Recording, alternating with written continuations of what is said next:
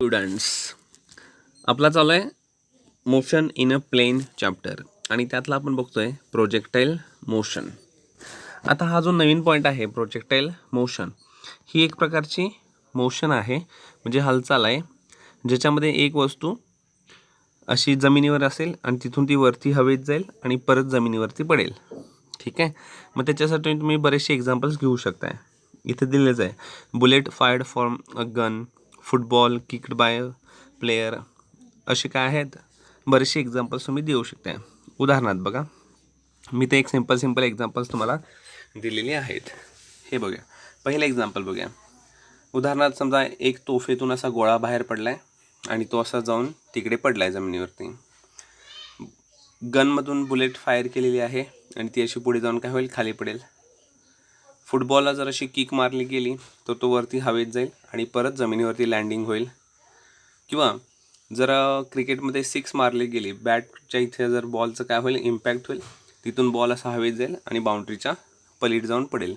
So हे सगळे काय आहेत, प्रोजेक्टाईल मोशनचे एक्झाम्पल्स आहेत. ओके, सो प्रोजेक्टाईल मोशन आपल्याला कळाले की ही म्हणजे प्रोजेक्टाईल मोशन आहे. आता ह्याच्यामध्ये आपल्याला लक्षात काय घ्यायचं आहे की हा जो गोळा आहे जो वरती असा हवेत फेकला जाईल, तो हवेत फेकला जाताना तो जमिनीसोबत किती अँगल करतो आहे, अँगल थिटा. जी वस्तू वरती चालली आहे तिला म्हणायचं प्रोजेक्टाईल. जी वस्तू वरती चालली आहे तिला म्हणायचं प्रोजेक्टाईल. हा जो मार्ग आहे असा अर्धवर्तुळ दिसतोय बघा, पॅराबोला, त्याला पण पॅराबोला असं म्हणते ना भूमितीमध्ये. सो तो पाथ जाताना ती वस्तू हवेत जाताना जमिनीसोबत कितीचा अँगल करते ते म्हणजे काय आहे, angle of projection. Angle of projection. इथं बघा, किक जी फुटबॉलला मारली गेली त्यावेळी फुटबॉल असा हवेत जाईल, तो वरती जात असताना थिटा एवढा अँगल काय करेल, जमिनीसोबत करेल. इथं हा बॉल जमिनीसोबत काय करेल, अँगल. सो अँगल थिटा काय आहे, अँगल ऑफ प्रोजेक्शन. नेक्स्ट, ही जी वस्तू जी वरती फेकली गेली ती वरती फेकली जात असताना तिला काहीतरी स्पीड दिलं जाईल, गती दिली जाईल. मग ती जी वेलॉसिटी आहे जिला आपण इनिशियल वेलॉसिटी असं म्हणतोय ती किती असेल, यू. यू काय आहे, इनिशियल वेलॉसिटी किंवा initial speed given to the projectile. त्या वस्तूला दिली गेलेली स्पीड. बघा, फुटबॉल यू एवढ्या स्पीडनं काय होणार आहे, हवेत मारला जाईल. तो क्रिकेटचा बॉल तो पण काय बॅटनं यू एवढ्या स्पीडनं वरती फेकला जाईल. सो हे काय आहेत, यू म्हणजे इनिशियल वेलॉसिटी. आता ही जी वस्तू आहे, आता समजा तोफेतून असा बाहेर पडलेला हा गोळा, तो असा अर्ध पातनं काय होणार आहे, वरती जाईल आणि इथंपर्यंत जाईल. इथून मग परत तो उलटं खालती यायला लागेल जमिनीकडे. म्हणजे दोन प्रकारे आहे ना, की तो इथून असा वरती हवेत जाईल, म्हणजे वरती वरती वरती वरती वरती वरती जाणार आणि इथं जाऊन तो थोडासा थांबल्यासारखा होईल टॉप पोझिशनला. त्याचा स्पीड कमी होत जाईल ना, जमिनीपासून वरती येत असताना स्पीड कमी होत जाणार आणि आता वरून तो खाली पडायला लागेल, परत जमिनीकडे जायला लागेल, तेव्हा त्याचं स्पीड परत वाढत जाईल. म्हणजे ह्या दरम्यान तो जमिनीपासून एवढ्या उंचीवरती जाईल. ही म्हणजे काय आहे, मॅक्सिमम हाईट एच. इथं पण तसं म्हणू शकताय, फुटबॉलच्या बाबतीत पण हाईट घेऊ शकता maximum vertical distance. Maximum vertical distance क्रिकेटच्या बॉलच्या बाबतीत पण आपण तसं म्हणू शकतोय. नेक्स्ट आहे की ही जी वस्तू आहे, आता समजा हा तोफेचा गोळा जो जमिनीपासून असं वरती वरती वरती वरती जाईल आणि इथं टॉप पोझिशनला पोहोचेल, म्हणजे ही त्याची झाली हाफ मोशन. ए पासून बी पर्यंत त्याची काय झाली, हाफ मोशन. आणि सी म्हणजे त्याचं काय आहे, जिथं तो लँड होईल, जिथं तो शेवटी पडेल ती पोझिशन ना. सो ए बी सी काय आहे, पॅराबोला, म्हणजे तो त्याचा मार्ग आहे. त्याचा मार्ग म्हणजेच ट्रॅजेक्टरी. त्याचा मार्ग म्हणजेच काय, ट्रॅजेक्टरी. मग ही जी प्रोजेक्टाईल मोशन आहे पूर्ण, ती आपण निम्मी हाफमध्ये डिवाईड करूया. ए पासून बी म्हणूया हाफ मोशन आणि बी पासून सी म्हणूया हाफ मोशन. सो ए पासून बी पर्यंत जाण्यासाठी जो वेळ लागेल त्याला आपण टी आणि पायापाशी स्मॉल ए करू, म्हणजे ए म्हणूया, टी ए म्हणजे टाईम ऑफ ॲसंट. टाईम ऑफ ॲसंट म्हणजे वरती जाण्यासाठी लागलेला वेळ, कुठून, ए पासून बी पर्यंत हाफ मोशनला. पुढच्या हाफ मोशनमध्ये तो बी कडून सी कडे खाली पडेल, तिथं आपण म्हणूया T D, time of descent. Time of ascent आणि टाईम ऑफ डिसेंट म्हणजे प्रोजेक्टाईल मोशन पूर्ण व्हायला किती वेळ लागणार, TA plus TD total time, त्याला आपण म्हणा टोटल टाईम ऑफ फ्लाईट. तसं इथं पण बघा, फुटबॉल A पासून B हाफ मोशन व्हायला काय किती टाईम लागेल, टाईम ऑफ ॲसेंट TA. तसंच B पासून C पर्यंत काय आहे, टाईम ऑफ डिसेंस TD.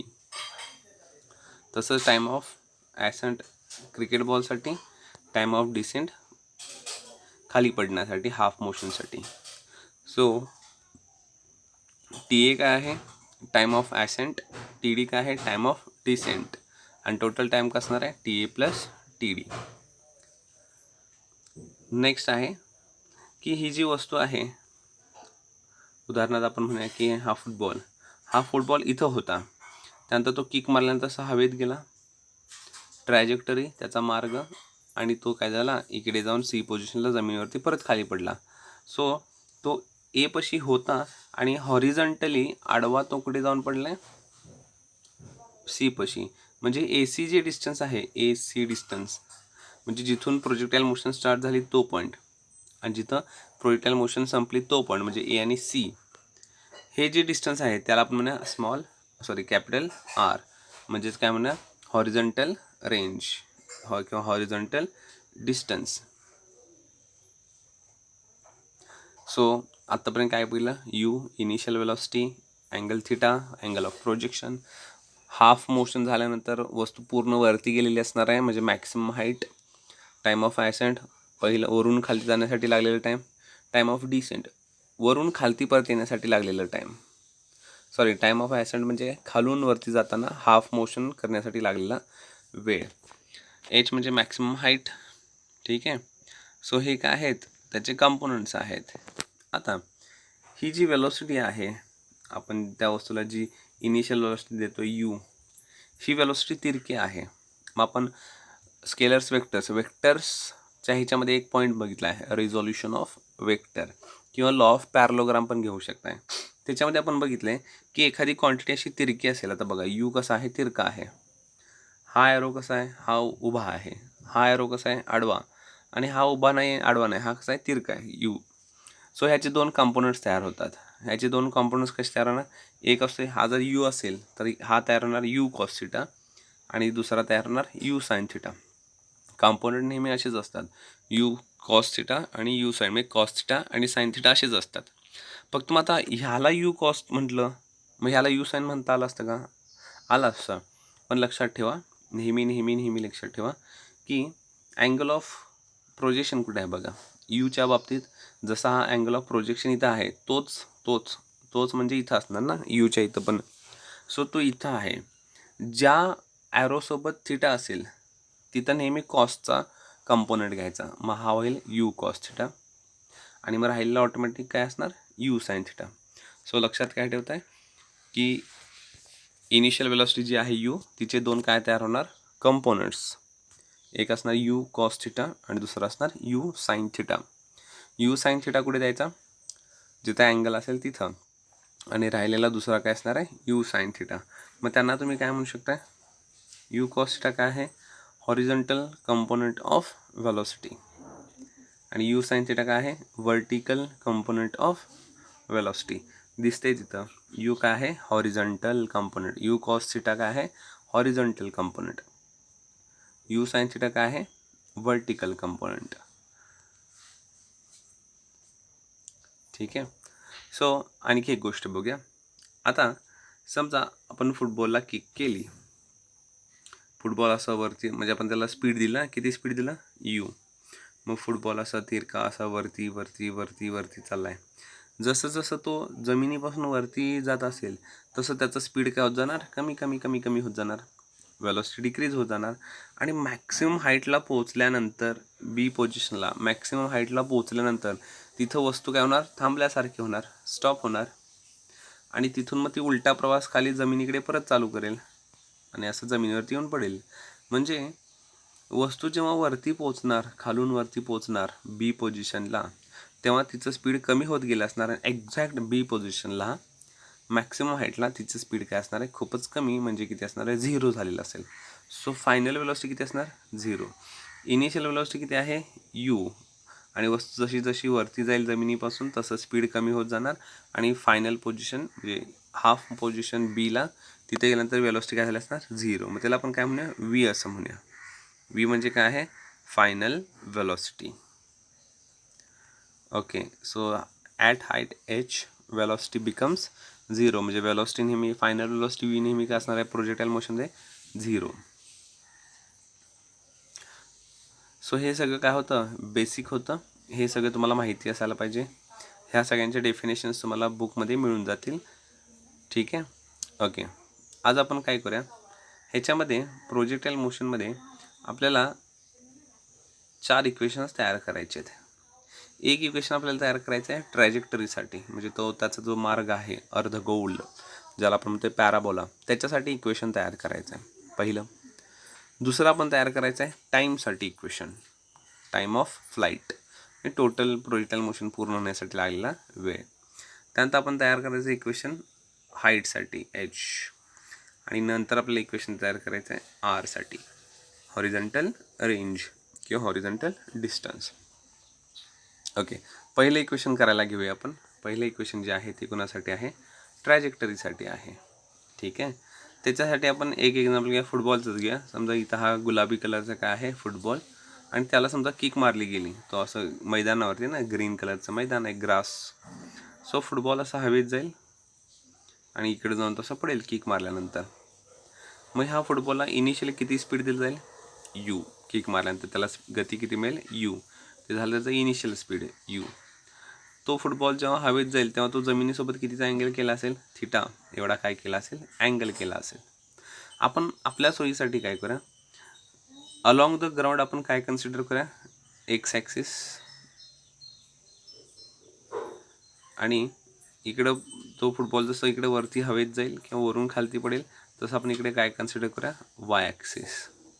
म्हणजे इथं आपण जी काही मोशन आहे ती मोशन इन अ प्लेन आपण एक्स ॲक्सिस आणि वाय ॲक्सिसमध्ये कन्सिडर करूया. सो आत्तापर्यंत आपल्याला इथं काय काय मिळेल यू म्हणजे इनिशियल वेलॉसिटी, थिटा म्हणजे अँगल ऑफ प्रोजेक्शन, एक्स म्हणजे हॉरिझॉन्टल डिस्टन्स आणि वाय म्हणजे व्हर्टिकल डिस्टन्स. आता ही जी वेलॉसिटी आहे यू ती तिरकी आहे आणि वेक्टर्समध्ये आपण बघितलं आहे की जी क्वांटिटी काय असेल तिरकी तिची काय तयार होतात कंपोनंट्स. मग ह्याचे कंपोनंट्स दोन तयार होणार. एक होणार आडवा कंपोनंट म्हणजे horizontal component you cos theta आणि एक तयार होईल व्हर्टिकल कंपोनंट उभा कंपोनंट तो असेल यू साइन थिटा. कंपोनंट म्हणजे काय की ही जी वेलॉसिटी आहे ह्या वेलॉसिटीचा इफेक्ट ह्या फुटबॉलवरती फक्त ह्या डायरेक्शनमध्ये तिरक्या नाही दिसणार तर तो असा पसरलेला असेल इकडे प्रभावित झालेला असेल इन्फ्लुएन्स झाले असेल पसरलेला असेल स्प्रेड झालेला असेल म्हणून त्याचे आपण दोन कंपोनंट्स कन्सिडर करतो आहे. ठीक आहे, सो इकडे आता आपल्याला आणखी काय मिळेल यू साइन थिटा आणखी यू कॉस थिटा. आता हे पण लक्षात ठेवा की तो फुटबॉल जसा जसा जमिनीपासून वरती जाईल तसं त्याची गती कमी होत जाणार स्पीड कमी होत जाणार आणि मॅक्सिमम हाईटला पोचल्यानंतर ह्या पॉईंटला पोचल्यानंतर त्याचं स्पीड काय होणार सगळ्यात कमी असेल म्हणजे वेलॉसिटी फायनल वेलॉसिटी 0 असेल. ओके, सो हे जे कंपोनंट्स आहेत हे कंपोनंट्स कसे काम करतील बघूया. सो हे कंपोनंट्स असे असतील जसं जसं ते वरती जाईल इथं पोचल्यानंतर आता हा कोण आहे व्हर्टिकल कंपोनंट तो इथं गेल्यानंतर 0 इथं गेल्यानंतर काय होणार आहे 0. वरती जायचं स्पीड ना यू साइन थिटा म्हणजे कोण आहे वरती जायचं स्पीड आणि यू कॉस थिटा काय आहे आडवा जायचं स्पीड. मग इथं वरती जायची आता त्याची कपॅसिटी संपली बी पॉईंटला मॅक्सिमम हाईटला पोचल्यानंतर. सो वरती जायची जी तिचं स्पीड आहे ते 0 झालं. पण अजून कोण शिल्लक असणार आहे आडवा जायचं स्पीड शिल्लकच असणार आहे यू कॉस थिटा. इथं ए पोझिशनपासून इकडे बीपर्यंत जाऊपर्यंत तो वरती जात असणार आणि बीपासून त्याचा उलटा प्रवास सुरू होईल खालती येण्याचा. म्हणजे त्याची नंतर ती जी वेलॉसिटी होती व्हर्टिकल वेलॉसिटी ती डाऊनवर्ड असणार. व्हर्टिकल वेलॉसिटी नंतर काय असणार आहे डाऊनवर्ड असणार आहे. पहिल्या हाफमध्ये यू साइन थिटा काय आहे अपवर्ड कारण वस्तू वरती चालली आहे. सेकंड हाफ मोशनमध्ये बीपासून सीपर्यंत व्हर्टिकल कंपोनंट वेलॉसिटीचं काय आहे डाऊनवर्ड डायरेक्शनमध्ये कारण वस्तू खालती येत असणार आहे. मग तो जो फुटबॉल आहे ते मॅक्सिमम हाईटला पोचला असणार एच आणि तो एपासून सीपाशी जाऊन पडला ग्राउंडवरती ते डिस्टन्स कव्हर झालं असणार आहे आर. ठीक आहे, सो ही आहे आपली मेन डायग्रॅम आणि हे त्याच्यामध्ये असलेले काय आहेत, क्वांटिटी आणि त्यांचं एक्सप्लेनेशन. ओके, आता आपल्याला इक्वेशन तयार करत असताना एक गोष्ट लक्षात ठेवायची आहे. आपण दोन प्रकारे ह्या मोशनकडे बघणार आहोत. एक आपण बघणार आहे हॉरिझॉन्टल व्ह्यूने, म्हणजे मी जेव्हा तुम्हाला म्हणेन की ती ती जी वस्तू आहे प्रोजेक्टाईल फुटबॉल, ती अशी मोशन करायला प्रोजेक्टाईल मोशन, तेव्हा मग तिची ती वस्तू अशी आडवी चालली आहे, हॉरिझॉन्टल डिस्टन्स चालली आहे. मग जेव्हा जेव्हा हॉरिझॉन्टल किंवा आडवा असं वाकेल तेव्हा तुम्हाला सांगायचं आहे आडवं म्हणजे कोण, आडवी वेलॉसिटी म्हणजे कोण असणार, यू कॉस थिटा, आणि आडवं हॉरिझॉन्टल डिस्टन्स कोण आहे, एक्स. सो जेव्हा जेव्हा हॉरिझॉन्टलचा व्ह्यू येईल तेव्हा आपण बघणार आहे वेलॉसिटी कोण, यू कॉस थिटा, आणि तेव्हा डिस्टन्स काय असणार आहे, एक्स. आणि हेच जेव्हा आपण त्या वस्तूकडे बघणार आहोत व्हर्टिकल व्ह्यूने, म्हणजे ती वस्तू वरती चालली आहे किंवा वरून खालती पडते, तेव्हा आपण विचार करणार व्हर्टिकल. व्हर्टिकल म्हटलं की वेलॉसिटी कॉम्पोनंट कोण आहे, you sine theta. Vertical distance काय असणार आहे, वाय. आणि तुम्हाला सगळ्यांना माहिती आहे जेव्हा व्हर्टिकल मोशन असते, वस्तू खालून वरती जायची किंवा वस्तू वरून खाली पडायची, तेव्हा ॲक्सिलरेशन ए नसतं, त्याच्याऐवजी कोण असतं, जी असतं, ॲक्सिलरेशन ड्यू टू ग्रॅव्हिटी. मग ते जर वस्तू वरून खालती जात असतील तर निगेटिव्ह जी, कारण ती ग्रॅव्हिटेशनल फील्डच्या अपोजिट डायरेक्शन चालले म्हणून मायनस जी. आणि जर वस्तू वरून खालती पडत असेल तर प्लस जी. सो लक्षात काय ठेवणार, दोन प्रकारे आपल्याला विचार करायचा आहे. एक हॉरिझॉन्टल व्ह्यू म्हटलं की हॉरिझॉन्टल वेलॉसिटी आणि हॉरिझॉन्टल डिस्टन्स एक्स. वर्टिकल म्हटलं तर vertical velocity you sine theta आणि वर्टिकल डिस्टन्स वाय आणि ॲक्सेलरेशन प्लस मायनस जी. ओके, सो पहिला आपण इक्वेशन कशासाठी करतोय, ट्रॅजेक्टरीसाठी. ओके, आता आपण विचार करूया हॉरिझॉन्टलचा. सो मला पाहिजे आहे की हॉरिझॉन्टल जे काही डिस्टन्स कवर करेल वस्तू, म्हणजे ए पासून सीकडे जाण्यासाठी, तेव्हा तिचं जी वेलॉसिटी असेल ती किती असेल. मग वेलॉसिटीचा फॉर्म्युला आपल्याला माहीत आहे. वेलॉसिटी म्हणजे काय आहे, एस अपॉन टी. एस म्हणजे डिस्टन्स, टी म्हणजे टाईम. मग हे सगळं इथं कसं आहे बघूया. सो व्ही म्हणजे इथं कोण आहे, आत्ता मगाशी सांगितलेलं हॉरिझॉन्टलची वेलॉसिटी. व्ही म्हणजे कोण, व्ही म्हणजे वेलॉसिटी. आपण हॉरिझॉन्टलचा विचार करायला आहे, सो इथं काय येणार, यू कॉस थिटा. डिस्टन्स काय येणार, हॉरिझॉन्टल म्हणजे एसच्या ऐवजी एक्स, आणि टाईम काय टाईमच असतं. सो आपण रिप्लेस केले, आपण कुणाकोणाला रिप्लेस केलं आहे, आपण वेलॉसिटी म्हणजे पुट केलं you cos theta, yes distance म्हणजे पुट केलं एक्स, आणि टी म्हणजे टीच आहे, टाईम काही चेंज होत नाही. ओके, हे आपण का पुट केलं, कारण आपण हॉरिझॉन्टल विचार करायला. ओके, ह्या इक्वेशनवरून टीला आपण इकडे पाठवायचं आणि यू कॉस थिटाला पलीड न्यायचं. यू कॉस थिटा पलीड गेल्यानंतर काय होणार, डिवाइडमध्ये जाणार. मग आपल्याला टीचं इक्वेशन मिळेल. टी म्हणजे काय, T is equal to x upon u cos theta. T is equal to x upon u cos theta. ह्याला आपण म्हणूया इक्वेशन नंबर 1. ओके, सो आपण काय घेतलं आहे, खूप सोपी गोष्ट आहे, काही वेगळं केलेलं नाही आहे. Horizontal distance covered by the object with velocity, आणि ती वेलॉसिटी काय आहे, velocity is equal to distance upon time. मग वेलॉसिटी किती आहे, u cos theta is equal to x upon T is, आणि त्याच्यावर आपण टीचा फॉर्म्युला तयार केला, x upon u cos theta, आणि ह्याला आपण म्हटलं इक्वेशन नंबर 1. आता वर्टिकलचा विचार करूया.